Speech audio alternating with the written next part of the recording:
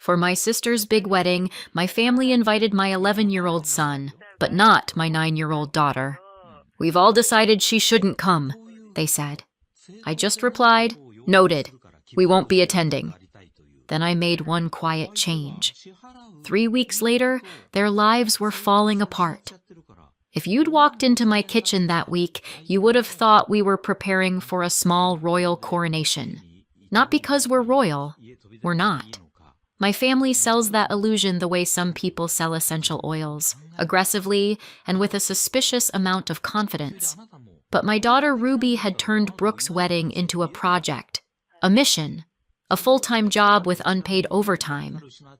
There was a dress photo taped inside the cabinet door at Ruby eye level. There were index cards on the counter with neat block letters. Smile. Say congratulations. Ask one question. Do not interrupt. A little checklist with boxes she'd been crossing off for weeks.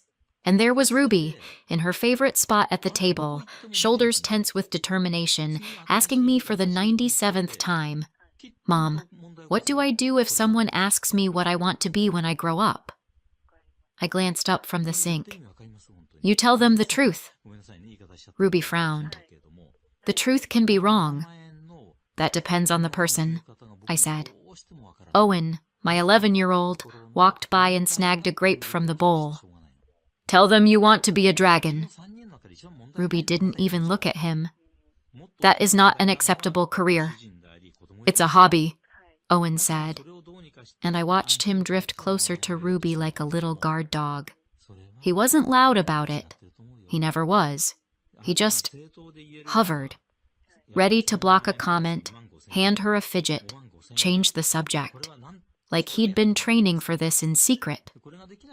Ruby tapped her pencil, then looked at me. Mom? What are the rules again? I felt that familiar squeeze in my chest. The part of me that wanted to wrap her in bubble wrap and move us to a cabin in the woods where the only social rules were, don't eat the poisonous mushrooms. I dried my hands. You say hello. You keep your hands to yourself. You don't touch the cake until they cut it. Ruby nodded seriously, as if I'd just explained a complicated legal contract. The phone rang, and I knew, before I even saw the screen, that this wasn't going to be about napkins. It was my sister, Brooke. Her voice was bright in that way people sound when they're already rehearsing what they're about to say. Hey, she chirped. Quick question. There are two kinds of quick questions. The harmless ones, like, what time are you coming? And the ones that destroy something. I put the phone to my ear and turned slightly, my back angled toward Ruby, like my body could block words. Yeah? I said. Brooke didn't waste time. So we finalized the list. I pictured my parents hovering over a spreadsheet like they were planning an invasion. And we're keeping it tight, Brooke continued, just to keep things smooth. There it was. Smooth. The word my family uses when they mean controlled. Then she said it. Owen can come, obviously, but we've all decided Ruby shouldn't. For a second, I didn't understand the sentence, like my brain refused to process it. Then heat rushed up my neck. What do you mean she shouldn't? Brooke sighed like I was being dramatic for reacting to something objectively awful. Aaron, please don't do this. I stared at the cabinet where Ruby's dress photo was taped. The edges were curling from being opened and closed 100 times. Don't do what? I asked. My voice sounded too calm, like it belonged to someone else. It's just... Brooke lowered her voice, like the walls had ears. It's a big wedding. There are a lot of important people. Nathan's family. You know. I did know. Everyone knew. My parents had been talking about Nathan's father, Richard, like he was a celebrity and a religion at the same time. His company was the bigger one, the one my parents' small business had partnered with recently. The partnership had already made their lives swell in size, like someone pumped air into them. New friends, new opportunities, new obsession with how it looks. And now, my 9-year-old daughter was apparently a threat to it. I took a breath. Ruby has been preparing for this for months. Brooke made a small noise, impatient. Okay, no, you don't understand, I said, and I could hear the desperation in my own voice. I hated it. I hated needing them to have a conscience. She's been practicing what to say. She made cards. She asks me rules every day because she wants to do it right. She wants to be included. Brooke's tone hardened. Erin, she's not a baby, I pressed. She's 9. She can sit with me. I'll take her outside if she needs a break. I will handle it. You're talking like she's... Like she's what? Brooke snapped. I swallowed. Like she's embarrassing. Silence. Then Brooke exhaled, sharp and annoyed, like I'd said the quiet part out loud. We can't risk anything, she said. Not at this wedding. Not with his family there. People don't understand. You know how it can be. My fingers curled around the phone. You're not worried about her being overwhelmed. You're worried about optics. That's not fair, Brooke said immediately, which is what people say when it's completely fair. You're my sister, I said. Ruby is your niece. And this is my wedding, Brooke shot back. We all discussed it. It's better this way. End of discussion. That line hit like a door slamming. I opened my mouth and nothing came out. Because what do you say to someone who just told you, calmly, that your child is a liability? I stood there, phone pressed to my ear, staring at Ruby's cards on the counter, her neat handwriting, her effort. And then, behind me, I felt it. That shift in the air, the quiet weight of being watched. I turned.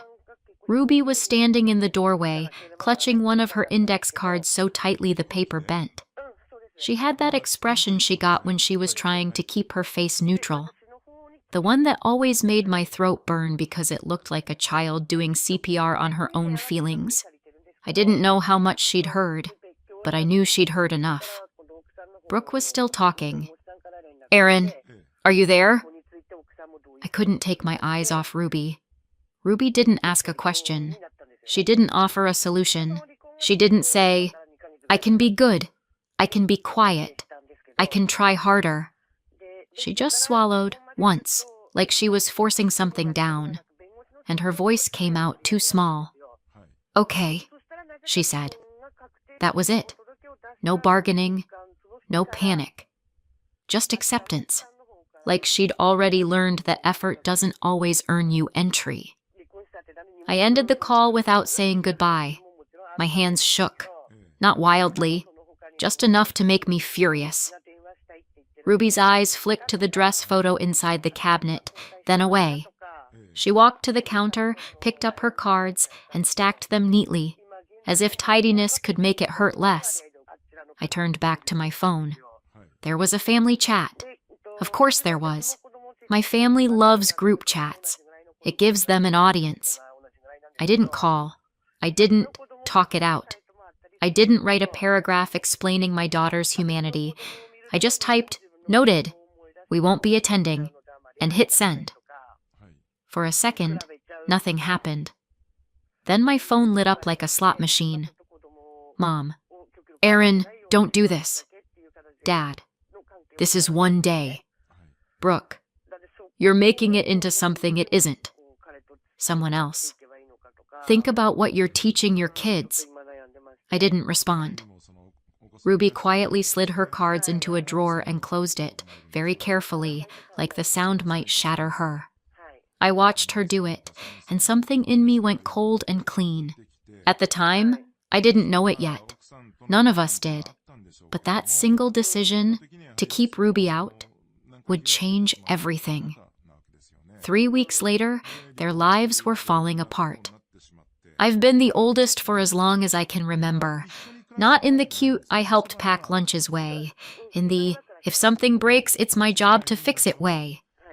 When my parents were stressed, I became small and easy.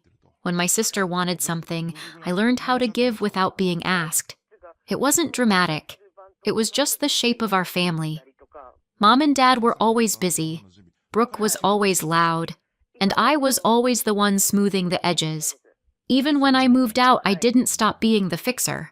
I hosted holidays, I brought dishes, I checked in, I apologized for other people's behavior like it was a hobby. Then I had Owen, and my family went insane in the way families do when a baby is easy to celebrate. Pictures, gifts. Our little man. Mom cried at the hospital. Dad started calling himself Pop, like we were in a commercial. It was loud love, the kind that doesn't ask questions. Then Ruby came along. And Ruby was never bad. She was never difficult for the sake of it. She was just Ruby. When she was around 3 or 4, I started noticing small differences I couldn't name yet. She didn't like certain fabrics. Tags were a war crime. Loud birthday parties made her go stiff and silent, then explode later, like her body couldn't hold the noise inside. She lined things up. She repeated phrases. She watched people like she was studying them for a test she didn't know the subject of. At first, everyone said the same things. She's sensitive. She'll grow out of it. You're overthinking. Then there was a day at a crowded indoor play place when Ruby clapped her hands over her ears and slid under a table shaking. I was crouched beside her whispering, "Breathe with me," while other parents stared like my child was misbehaving. And Mom said, out loud, "Erin, she's being dramatic." That was one of the first times I felt that sharp little snap inside me. The moment I realized my family didn't understand the difference between overwhelmed and disobedient. It took time to get answers, years of collecting little puzzle pieces, teachers hinting, pediatricians waving it off, me walking out of appointments with pamphlets about strong-willed children, like that explained why my daughter cried when someone moved her cup. Then, a few years ago, a specialist finally said the word, autistic. The diagnosis was a weird mix of grief and relief. Grief because the world is not kind to kids who don't blend in. Relief because I wasn't imagining it, and now I could actually help her instead of guessing in the dark. I made a promise to myself that day, sitting in my car with my hands on the steering wheel, trying not to cry. Ruby would never be treated like a problem to hide, not by strangers, and definitely not by my own family. I thought that promise would be easy, because who looks at a child and decides she's too inconvenient to love? Turns out, plenty of people. Especially the ones who love you conditionally. The first holiday after Ruby's diagnosis, she said something honest in the way she always did. Literal. Direct. Not rude. Just unfiltered truth. An aunt laughed too loudly. Someone said, "Oh wow, she's such a little weirdo." Like it was cute. Then Mom leaned into my ear and whispered, "You have to stop her from doing that." Not, "Is she okay?" Not, "How can we help?" Just, make her more palatable. I tried the polite route. For years. I explained autism in simple terms. I offered strategies. I asked for patience. I reminded them she wasn't being difficult. She was processing differently. They nodded. They smiled. They did nothing different. Ruby, meanwhile, started doing what a lot of kids like her do. Masking. She watched people closely. She copied tone. She practiced phrases under her breath like homework.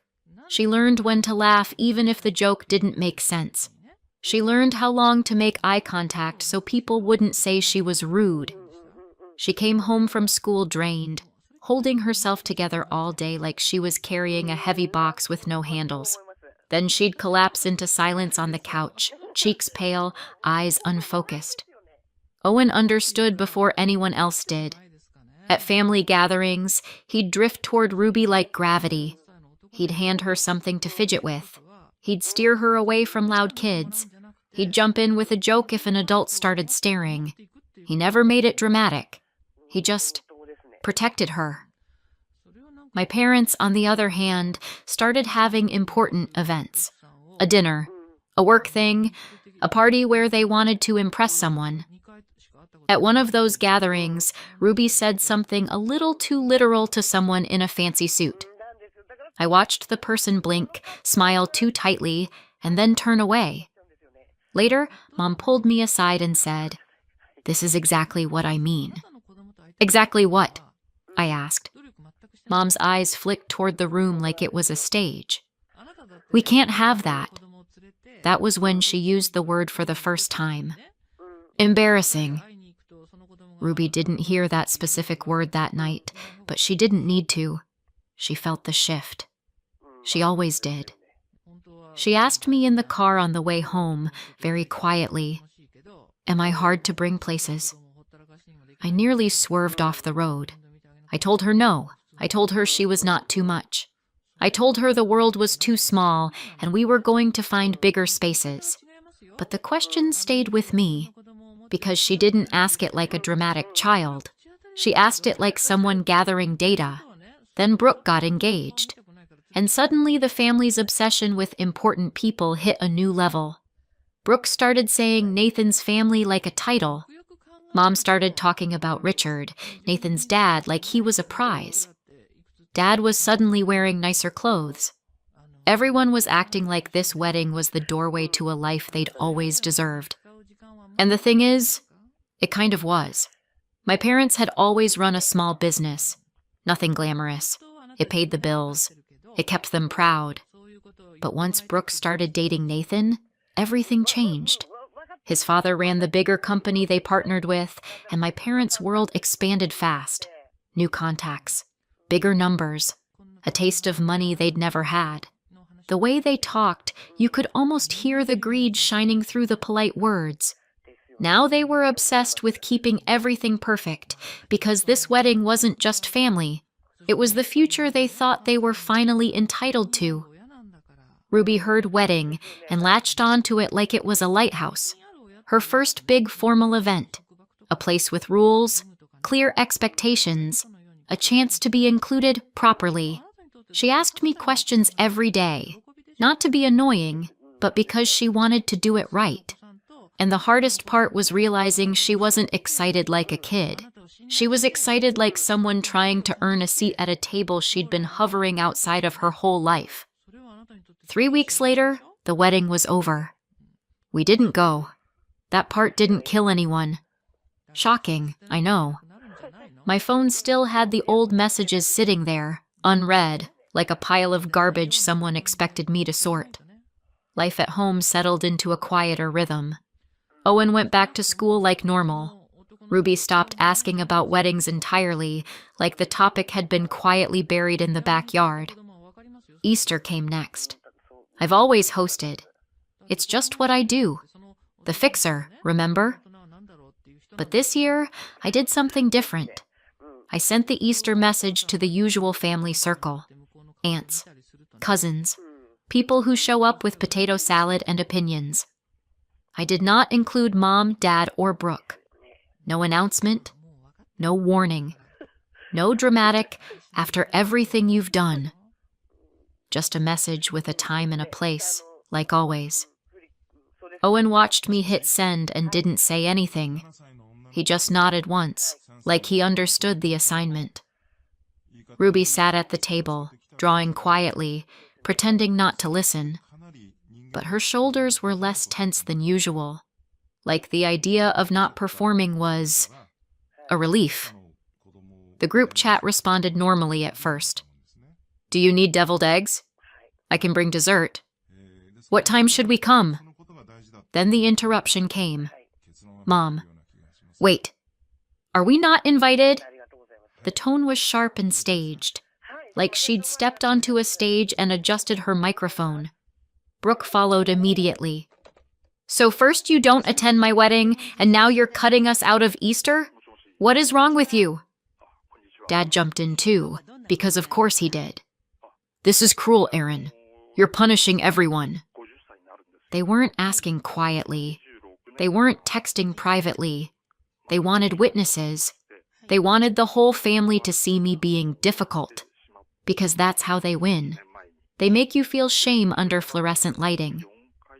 I stared at the screen, that old reflex stirring in me, the one that wants to smooth it over, soften the edges, fix it. Then Ruby looked up from her drawing. She wasn't crying. She wasn't yelling. She was just watching my face like she was waiting to learn what truth costs. And something in me went still. I typed one message. Just one. No speech, no diagnosis lesson, no begging for empathy. I didn't attend Brooke's wedding because you excluded Ruby for being autistic and said you couldn't risk embarrassment in front of Nathan's family. So no, you're not invited to Easter. We're done. I hit send. The chat went weirdly quiet. No jokes, no emojis, no immediate backlash. Just that awful pause where you can feel people reading. Then someone typed, "Is that true?" I didn't answer. Because if I answered that in the group chat, it would turn into a debate. And I wasn't putting my 9-year-old's dignity up for family voting like it was a casserole contest. A few minutes passed. Then my phone rang. Unknown number at first. Then it stopped. Then it rang again. This time it came through with a name. Nathan. I stared at it for a beat. Thumb hovering, brain doing that quick inventory of worst-case scenarios. Then I picked up. "Hi," I said. There was a pause on the other end. Not dramatic, not angry, just careful. Like he was walking across glass. "Aaron," he said quietly. "I'm sorry to call. I saw what you wrote." "Okay." Another pause. I could hear breathing, like he was trying to decide how to ask without sounding like the villain. "Is it true?" he asked. "Did they really tell you Ruby couldn't come because they didn't want to risk embarrassment?" My throat tightened. I kept my voice level anyway. "Yes," I said. "That's what they said." "And Ruby," he added, softer. "She's 9. "Yes." He didn't say, "That's insane," even though I could tell he wanted to.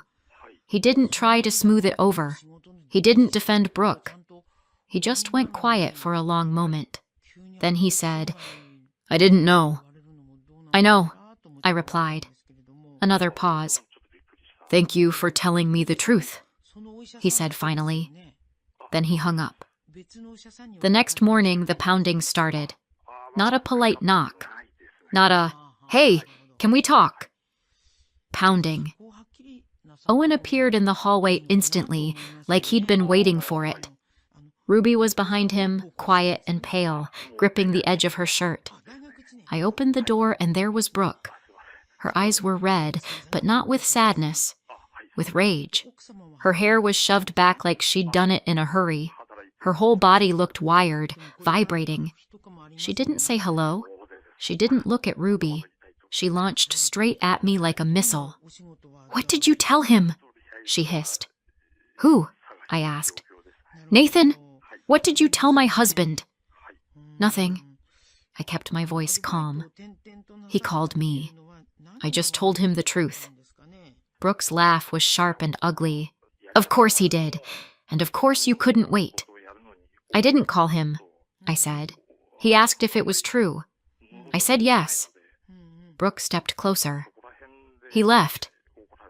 I didn't move. "Left where?" Brooke's face twisted. "I don't know. Somewhere. He said he needed space. He said he needed to think." Her voice cracked on the last word like it physically offended her. "He wouldn't even sleep at home." Owen's jaw clenched. Ruby went very still. Brooke noticed them then, really noticed them. And instead of lowering her voice, she got louder. "Good," she snapped, eyes flicking to Ruby like Ruby was an object on a counter. "They should hear this. They should see what you've done." I felt something cold slide into place inside me. Brooke, leave. She jabbed a finger toward my chest. You humiliated me in front of everyone. You made me look like a monster. You excluded your niece, I said, voice flat. Brooke shook her head fast, like she could shake reality loose. We were protecting the wedding. No, I said. You were protecting your image. Brooke surged forward into my space, and for a second I thought she was going to shove past me into my house. Her hand grabbed my arm hard, nails digging in. I yanked back, and Owen stepped forward without thinking. Don't touch my mom, he said. Brooke's eyes flashed. Stay out of it. Ruby made a small sound, barely a sound at all, and Brooke rounded on her like that sound was an insult. This is exactly why, she spat, and then caught herself too late. I saw Ruby's face change, that familiar shutdown, that awful retreat, and something in me snapped. Not loudly, not dramatically, just clean. Get out, I said. Brooke's chest heaved. Her voice rose, wild and shaking, filling my doorway while my kids watched. You did this to me! And that was the moment I understood this wasn't just a family fight anymore. It was a safety moment, and I wasn't going to lose it. Easter still happened at my house. Not because I was trying to prove a point, because I refused to let Brooke's tantrums steal another day from my kids. I kept the curtains open. I kept the door locked. I let Owen help hide eggs in the yard. I let Ruby decide where she wanted to sit, and nobody looked at her like she was a problem to manage. It was quieter than it had ever been. No walking on eggshells. No translating passive-aggressive comments. No, just ignore it whispered in the kitchen. For one day, it felt like peace might actually hold. And I let myself believe, briefly, that the blow-up was the end of it. Then, a few days later, there was a knock at my door.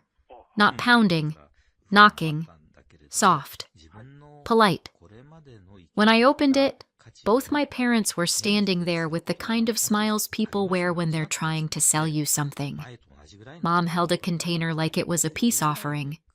Dad's hands were in his pockets, shoulders lifted like he was trying to look harmless. Hi, Aaron, Mom said, voice syrupy. Can we talk? I didn't step aside. About what? Mom's smile twitched. We hate how things have been. Dad nodded quickly. This has gotten out of hand. Mom continued. We want to make it right. We didn't realize how it sounded. The words were sweet, but the urgency underneath them was sharp enough to cut. I waited. Mom's eyes flicked past me, toward the living room, like she was checking if Ruby was visible. There's concern, she said carefully, about the partnership. There it was, the real wound. Dad cleared his throat. They're reconsidering some things. Mom rushed in. Nothing is final yet. It's just tense. Nathan has been distant. It's all very complicated.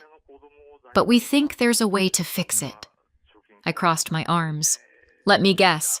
That way involves me doing emotional labor for free. Mom laughed lightly, like I'd made a joke and not a statement of fact. We're hosting a family dinner, she said. Everyone will be there. Brooke and Nathan's parents, Richard and Victoria. Dad added, They want to talk. Clear the air. Mom's smile widened. We want you there. And Owen. And Ruby. My stomach tightened. Ruby? Mom nodded quickly, like she was very proud of herself. Yes, Ruby will be included. We'll do whatever adjustments she needs. Quiet space, safe foods, breaks. Whatever makes her comfortable. It sounded rehearsed, like they'd written it down. Dad stepped forward slightly. This is a chance, Aaron, for healing. For a second, I almost laughed. They hadn't come to apologize. They'd come because their shiny new future was wobbling and they needed me to hold it steady. Mom leaned in, lowering her voice like she was sharing something intimate. Please, Just come. If they see you're willing, if Ruby is there, it will show we're a family, that we can handle this. I stared at them, and I could feel the old reflex in my bones. The fixer, the smoother, the one who makes everyone comfortable. Then I thought about Ruby's face in the kitchen, the way she'd said okay, like she'd been training for rejection her whole life. I didn't say yes at the door. I said, "I'll think about it." Mom's relief was immediate. Too quick. Like she'd been sure I'd fold. After they left, I sat at my table with Owen and Ruby. Owen didn't look thrilled. "It's a trap," he said bluntly. Ruby stared at her hands. "If we go, will they want me there?" That question hurt more than any screaming.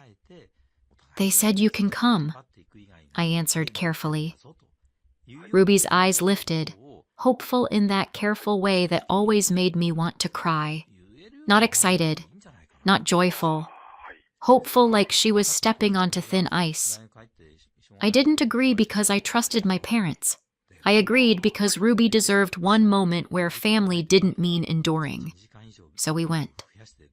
Mom and Dad's house looked like it had been staged for a magazine spread called People Who Are Definitely Not Panicking.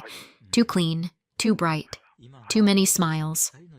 Brooke was there, wearing her new wife glow like armor. Nathan stood off to the side, quiet and tight in the jaw. Richard and Victoria sat at the table like they were watching a documentary. Polite. Still. Taking notes without a notebook. Mom made a big show of accommodations. Quiet room, soft lighting. "Ruby's safe foods." She said it loudly, like she wanted applause for basic decency. Ruby nodded and kept her eyes on her plate. Dinner started fine. Almost fine. The kind of fine that makes you think, maybe this was just a nightmare. Then Mom stood up with her glass. Of course she did. "I'm just so glad we're all together," she said, voice syrupy. "And I want to clear something up. People don't understand autism. It can be difficult. Sometimes Ruby says things and people can be offended, and we just didn't want that to happen at the wedding. But we love her in our own way. This doesn't mean we don't love a child." Ruby's shoulders pulled inward. Her gaze dropped like she was trying to make herself smaller in real time. And my parents looked pleased with themselves, like they'd just delivered a TED Talk called How to Exclude Someone Kindly. Richard didn't raise his voice. He didn't even change his expression much. He just leaned forward slightly and asked one question, calm as a knife. "Do you think Ruby is lesser because she's autistic?" The room froze. Mom's smile stayed on her face for half a second too long, then cracked. Dad stared at his plate like the answer might be printed on it. Brooke's eyes flicked to Nathan, desperate. And Ruby stayed looking down. Mom gave a thin laugh. "No, of course not. It's just, people don't understand. We were trying to make it easier." Richard nodded once, like he'd heard enough. Then he said quietly, "I'm autistic." Dead silence. Brooke went rigid. Dad blinked like his brain stalled. Mom's mouth opened and didn't find a sound. Richard didn't linger on it, no dramatic build-up, just fact. "My whole life," he continued, "people looked at me the way you just looked at her, like I was a risk, like I needed managing. That's why I stopped telling people. I learned to mask. I learned to blend. And I got very good at it." Ruby's head lifted, slowly, like she couldn't help it, because the person everyone in that room treated like royalty had just said the word autistic, like it wasn't shameful at all. Richard turned to Ruby. His voice softened, but it didn't turn sugary. "Ruby," he said, "you are not lesser. You're not broken. You don't have to shrink to make people comfortable. You can do anything you want. Anything. And when people try to make you smaller, that tells you something about them, not about you." Ruby stared at him, wide-eyed. Then her chin lifted a fraction more, like she was testing the shape of confidence. Richard leaned back, looked at my parents, and his tone went flat again. "And as for the partnership," he said, "it's not going to work." Mom's face drained. "Please." Richard stood. Victoria stood with him. Nathan stood too, not looking at Brooke. Richard didn't argue. He didn't negotiate. He didn't give them the dignity of a debate. He just left. Nathan followed. The front door closed, and the silence that remained felt heavier than any shouting.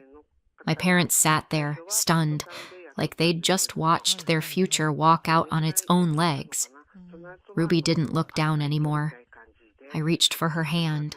Owen was already at her side, and I did what I should have done a long time ago. I stood up, took my kids, and walked out without saying a word. 6 months later. Our house is quiet in the best way. No dread, no group chat drama, no family meeting ambushes disguised as concern. Owen laughs like he's not on duty anymore. Ruby doesn't flinch when the doorbell rings. She's got friends now. Real ones. The kind who don't treat her like a problem to solve.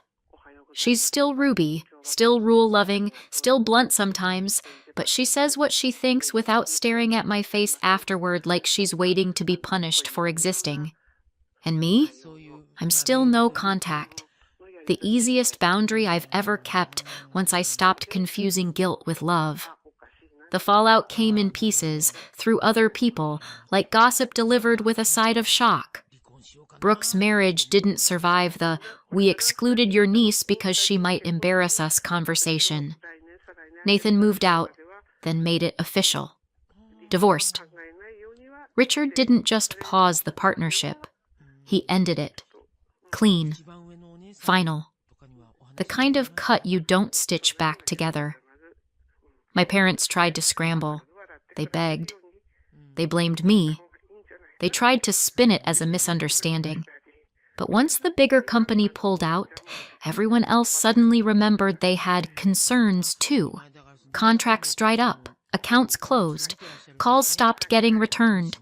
The small business they were so proud of, gone. The house they loved showing off, sold. Last I heard, they were renting a place across town and telling anyone who would listen that I destroyed the family. Which is funny, because I didn't destroy anything. I just stopped covering it up. Sometimes I think about that day in my kitchen, Ruby holding her little cards, saying okay, like she'd already decided she wasn't worth the effort. Then I think about her now, sitting on the couch with friends texting her. And I remember what peace feels like when you stop begging to be treated like family. So what do you think? Did I go too far or not far enough? Let me know in the comments and subscribe for more.